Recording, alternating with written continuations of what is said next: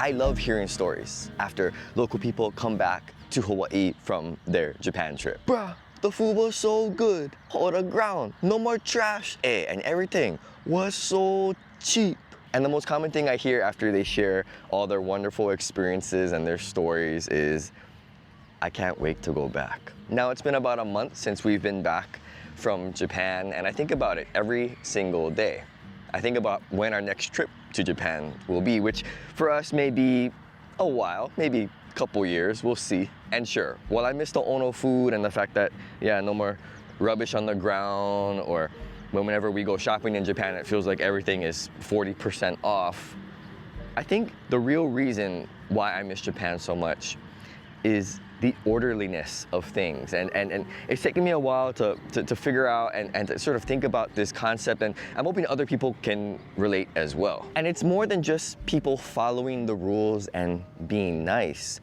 It seems like in Japan there's this societal or cultural buy-in that we're gonna just behave a certain way with order and with manners and by following the rules. And everyone seems to understand this. Now, this doesn't mean that the Japanese are pushovers, because if you've traveled in Japan in the trains during rush hour, you know they're gonna push you and you're gonna have to lean up against the window, and that's just how it is. But what I mean is that in Japan, it seems like the Japanese people just seem to understand the way of things, and that there are certain manners and orders in which one is supposed to behave or conduct themselves, and they're willing to wait or to behave a certain way because that's just the cultural expectation. I mean, if you go to Starbucks or any restaurant, you could leave your bag on the table and then go walk to the counter and go order your food.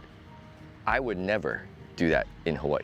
I mean, it's a place where you can leave your front door unlocked. Again, I would never do that in Hawaii. In fact, I'd probably add a couple more locks and maybe a security system, if you know what I mean. So it seems like in Japan, they have all of these rules, these cultural mannerisms, cultural expectations, and to act out of order, outside of these cultural expectations, stands out so much so that even selfish Westerners can be pressured into behaving, into going along with what everyone else is doing. On this last trip to Japan, we had to go shoe shopping for the boys because, well, they have growing feet and they needed new shoes, which, by the way, they picked some really nice shoes. And so we get to Takashimaya in Shinjuku, which is a pretty large department store. And we get there just before it opens. And of course, there's a crowd of people waiting outside to get through the doors. And everyone is just waiting patiently. And when they eventually open the doors to the department stores, you see all the employees lining out right by the door and they're welcoming everyone. But there's no rush.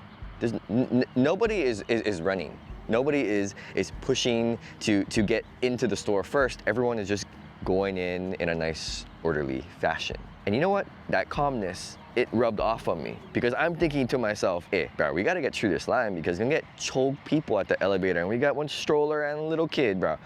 Oh, bro, we better weave through these guys like on the freeway. But because everyone was so calm and orderly, I just waited, and it calmed me down. And so we walked into the store and we waited in line for the elevator. No need to be pushy, no need to rush. And eventually we got in the elevator and we bought the shoes. It's like being in Japan takes the competitive edge off of me.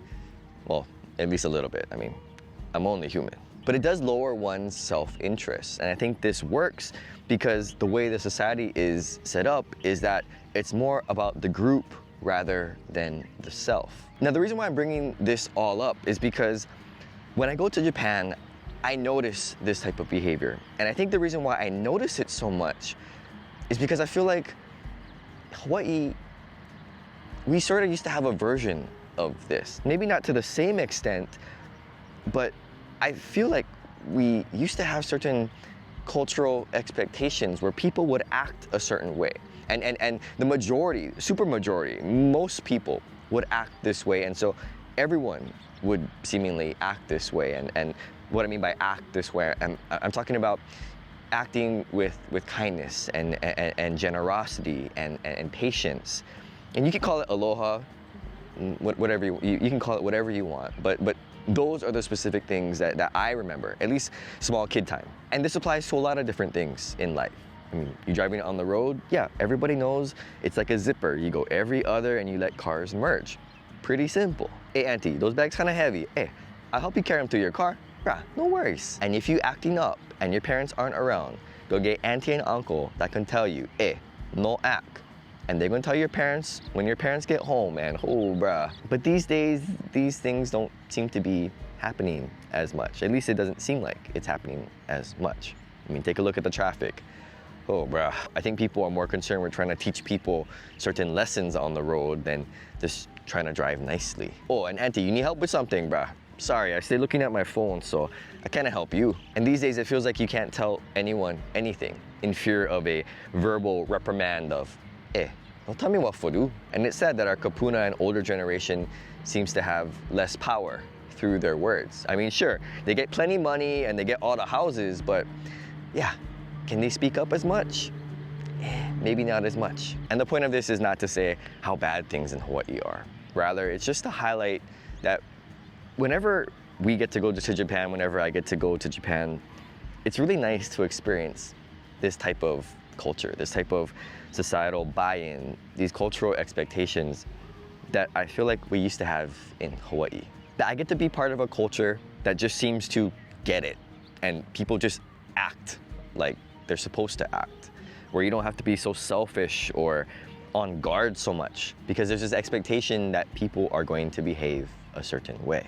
And the societal pressure is so great that people are almost forced to do it, which for me, I think is actually good. Now I will acknowledge that while it's good, it's not always good, this type of group thinking, but overall, I think it's great, particularly when it comes to everyday life. Just imagine a place where you don't have to try and cut in line or prevent people from trying to cut in line, where people just get it, they just line up and they just wait their turn, where they clean up after themselves and take care of their own mess so that there is no rubbish on the ground. It's not like they're doing these beach cleanups. It's clean because people just take care of their own stuff. And maybe for those who are used to a more contemporary Hawaii, a Hawaii of the 2010s or even 2020s, it doesn't seem like it's that big of a deal. But for those people who do remember the 80s, the 90s, even before that, it's almost like traveling back in time, and not in the sense of, oh, we had never have H3 and Ward Village was still a shopping center and not a bunch of condos. It's more like just your mindset.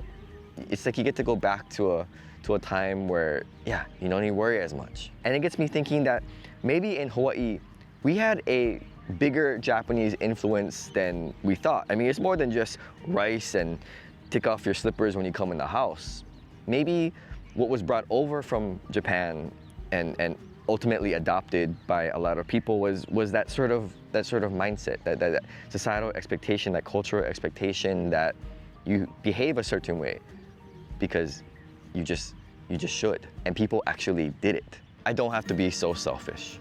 And boy, that sounds horrible to say, but it's true. Going to Japan reminds me that I don't have to be that way. It reminds me that I don't have to try to cut corners or cut in line or be in such a rush to get things that I want. Now, obviously, it's easier when everyone around you is acting that way and there's so much societal peer pressure that of course you're gonna act that way. But what about when you come back to Hawaii? What about when you come back to the US? Is one capable of behaving in that similar manner? Because there's this great temptation when we come back to even a place like Hawaii, where it's like, that could work in Japan, but now that I'm back home, I gotta get what I gotta get, because if not, people are gonna walk all over me. And sure, some people will act that way, but I don't think it means that we should act that way. And by we, I'm talking about locals, not visitors, not people who just recently moved. I'm talking about us locals here. We don't have to act that way. One of the biggest complaints that I often see online is how aloha is dying, how things have changed so much for the worse here that Hawaii is just not the same in the aloha department. Now, I don't have a meter that can read levels of aloha, so it's hard for me to say. But what I try to remember, whether aloha is dying or not, whether things are changing for the worse or not, is there are certain things that I can control and things that I cannot control. As an individual, I cannot really control how people are going to act. I could probably influence them, but I really cannot control that. But what I can control is what I do, how I act or act, the words that I say, the attitude that I bring. Those are things that are in my control. So if I complain about how there's so many crazy drivers here in Hawaii and how bad they all are, yet I'm the one out there speeding, I'm the one out there weaving in between cars, aren't I just adding to the problem? On this YouTube channel, I could probably go on rants for days about how tourists are the worst or mainland transplants are hurting Hawaii. And I know that's a pretty common narrative online and maybe it'd get a lot of attention, but then wouldn't I just be adding to this us locals versus them other mentality? And I really think that's hurting Hawaii, having this type of mindset. So instead, why not just talk about these things and try to have a respectable discussion? Doesn't mean that tourists are always right.